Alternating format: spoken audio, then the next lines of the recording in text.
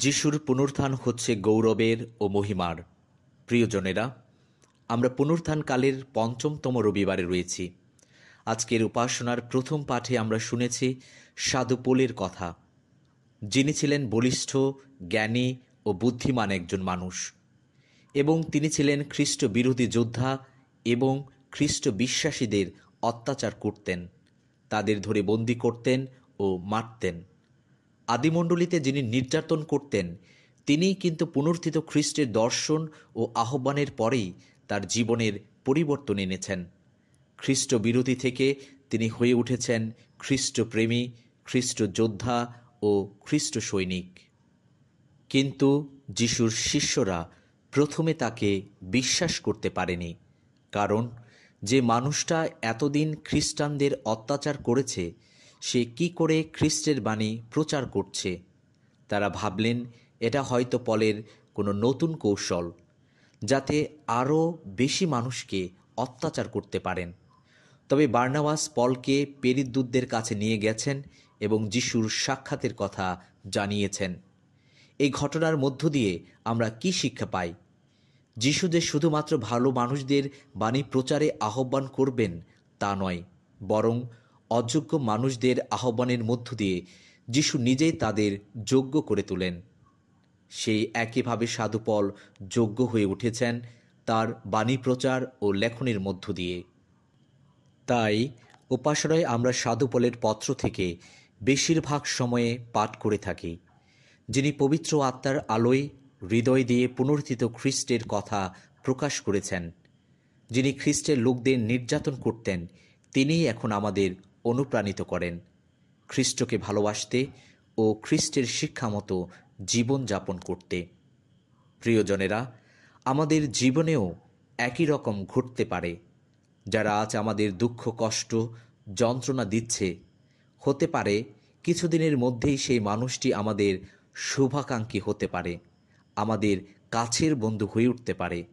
তবে এর জন্য আমাদের প্রার্থনা করা প্রয়োজন। দ্বিতীয় পাঠে সাধু যোহন বলেছেন, আমরা মানুষকে ভালোবাসি, সেটা যেন মুখে বা কথায় না হয়, বরং তা যেন প্রকাশ করতে পারি আমাদের কাজের মধ্য দিয়ে। কারণ আসল ভালোবাসা কষ্টের মধ্যে প্রকাশ পায়। কারণ আমরা সহজেই বলতে পারি আমরা সবাইকে ভালোবাসি। আসলে কি তাই? আমরা কি সকলের জন্য কষ্ট করতে প্রস্তুত? সাধ্বী মাদার তেরেসা একবার বলেছেন, যারা শুধুমাত্র অর্থ দিয়ে সাহায্য করে তারা শুধু অল্পই দেয়, কিন্তু যারা সময় দেয়, পরিশ্রম করে, কষ্ট করে, অন্যদের জন্য দয়ার কাজ করে, তারা আসল ভালোবাসা প্রকাশ করে। প্রিয়জনেরা, তাই আমরা বলতে পারি, ভালোবাসা প্রকাশের জন্য যদি আমাদের কষ্ট না হয়, তাহলে আমাদের ভালোবাসা আসল নয়। আজকের মঙ্গল সমাচারে যিশু বলেছেন, যিশু হচ্ছেন আঙ্গুর গাছ আর আমরা হচ্ছি তার শাখা প্রশাখা।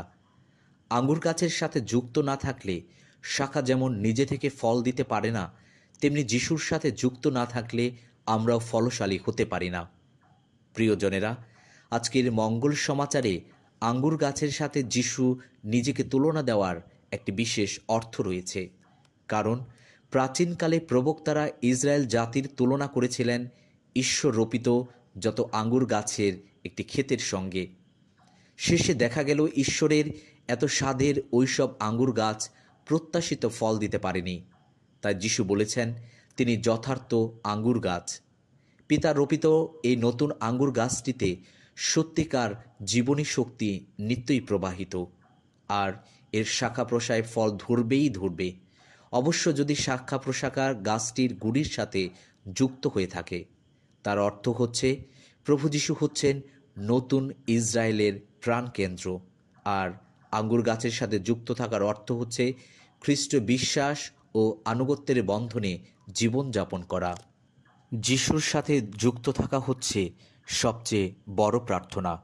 তাই প্রিয়জনেরা, আসুন আমরা যিশুর সাথে যুক্ত থাকি আমাদের বিশ্বাসের চর্চায়, খ্রিস্ট জাগের মধ্য দিয়ে, এবং ফল প্রদান করি মানুষের দুঃখ, কষ্ট, অভাব, অনটনে, হতাশায়, নিরাশায় সহযোগিতা ও সহভাগিতা করার মধ্য দিয়ে।